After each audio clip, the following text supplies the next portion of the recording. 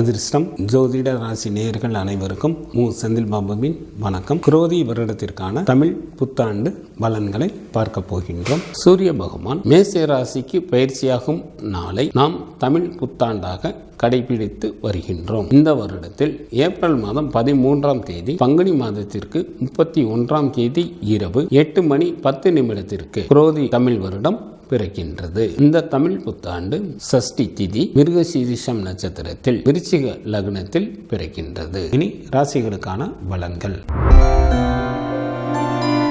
எவற்றிலும் உற்சாகத்துடனும் கண்ணியத்துடனும் நடந்து கொள்ளக்கூடிய சிம்மராசி அன்பர்களே, குரோதி வருடத்தில் குரு பகவான் தங்களது ராசிக்கு 9 மற்றும் 10ஆம் இடத்தில் அமர்ந்தும், ராசிக்கு 7ஆம் இடத்தில் சனி பகவான் அமர்ந்தும், ராசிக்கு 8ஆம் இடத்தில் ராகு பகவான் அமர்ந்தும், ராசிக்கு 2ஆம் இடத்தில் கேது பகவான் அமர்ந்தும் பலன்களை வழங்குகின்றனர். இதனால் சிம்மராசி அன்பர்களுக்கு பணவரவு நன்றாக இருக்கும். சில அன்பர்கள் வீடு, வண்டி, வாகனம் போன்றவைகள் வாங்குவதற்கும் வாய்ப்புகள் மிக அதிகம். தங்களுக்கு இருந்து வந்த பிரச்சனைகள் எல்லாம் நல்ல விதமாக முடிவிற்கு வரும். தங்களுக்கு இருந்த நீண்ட நாட்கள் கடன்கள் எல்லாம் எளிதில் அடைபடும். தங்களது கவலைகள் நீங்கும். பகைவர்களே இல்லாத நிலைகள் சில அன்பர்களுக்கு ஏற்படும். வேலையில் உள்ள சிம்மராசி அன்பர்களுக்கு எதிர்பார்த்த இடமாற்றத்துடன் கூடிய பதவி உயர்வு கிடைக்கும். படித்து முடித்துவிட்டு வேலைக்காக காத்து கொண்டு இருந்தவர்களுக்கு நல்ல ஊதியத்துடன் கூடிய வேலைகள் கிடைக்கும். அளவுக்கு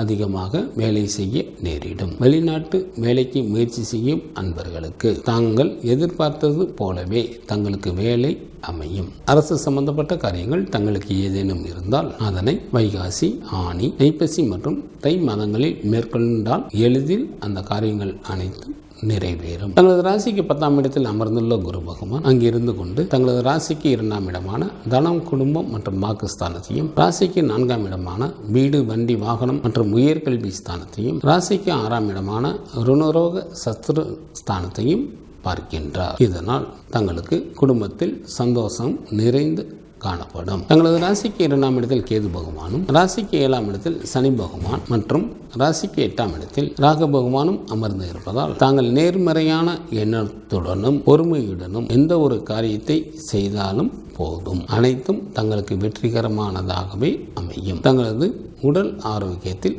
கவனம் தேவை. யாருக்கும் பண விஷயத்தில் ஜாமீன் கொடுக்க வேண்டாம். நீண்ட நாட்களாக பிரிந்து இருந்த தம்பதியினர் சேர்ந்து வாழ்வதற்கு ஏற்ற வருடமாக தற்சமயம் உள்ளது. ஜனன ஜாதகத்தில் கிரகங்களின் நிலை சரியில்லாமல் இருந்து தற்சமயம் சனி பகவான் ராசிக்கு 7ஆம் இடத்தில் அமர்ந்தும், ராகு பகவான் ராசிக்கு 8ஆம் இடத்தில் அமர்ந்தும், கேது பகவான் ராசிக்கு 2ஆம் இடத்தில் அமர்ந்தும் இருப்பதால் சில அன்பர்களுக்கு தொழில் கூட்டாளிகளிடையே கருத்து வேறுபாடுகள் அதிகரிக்கும். மனம் பதற்ற நிலையிலேயே இருக்கும். மற்றவர்கள் மேலிருந்த நம்பிக்கை தன்மை குறையும். சோம்பேறித்தனம் அதிகரிக்கும். தான தர்மம் செய்வதும் குறையும். குருமார்களின் மீது இதுநாள் வரை இருந்து வந்த நம்பிக்கையும் குறையும். தங்களது பெற்றோர்களுக்கும் கௌரவ குறைவு ஏற்படுவதற்கும் வாய்ப்புகள் உண்டு. கல்வி பயிலும் மாணவர்களுக்கு குரு பகவானின் அருளினால் தாங்கள் நல்ல நிலையினை அடைய போகின்றீர்கள். இந்த வருடத்தில்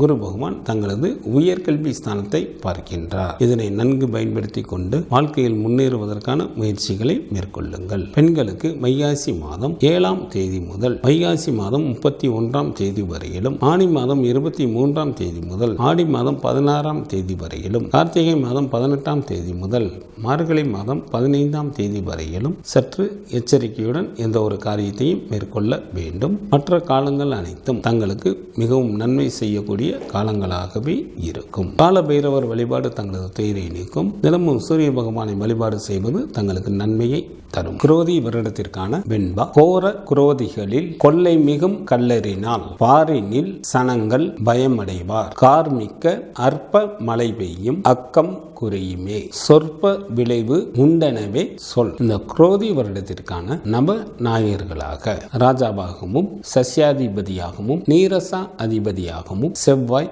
வருகின்றார். மந்திரி, அர்க்காதிபதி, சேனாதிபதி மற்றும் மேகாதிபதி என 4 துறைகளுக்கு சனி பகவான் கையில் எடுத்துக் கொள்கின்றார். ரசாதிபதியாக குரு பகவானும் தானியாதிபதியாக சந்திரனும் வருகின்றனர். இந்த குரோதி வருடத்தில் செவ்வாய் ராஜாவாகவும் சஸ்யாதிபதியாகவும் நீரசாதிபதியாகவும் வருவதால் சிவப்பு நிறத்தில் உள்ள தானியங்கள் நன்றாக விளையும். ரியல் எஸ்டேட் வியாபாரம் நன்றாக இருக்கும். இந்திய ராணுவம் பல புதிய சாதனைகளை படைக்கும். எல்லைகளில் பதற்றம் அதிகரிக்கும். நாட்டில் திருடர்களால் பயம் உண்டாகும். மந்திரியாகவும் அர்க்காதிபதி, சேனாதிபதி மற்றும் மேகாதிபதி என 4 துறைகளுக்கு அதிபதியாக சனி பகவான் வருவதால் நல்ல மழை பொழிய வாய்ப்புகள் அதிக அளவில் உள்ளது. மழைநீர் அதிகரித்து மீனாக கடலிலும் கலக்க நேரும். கருப்பு நிற மேகங்கள் கோட்டை மேகமாக உற்பத்தியாகி பல இடங்களிலும்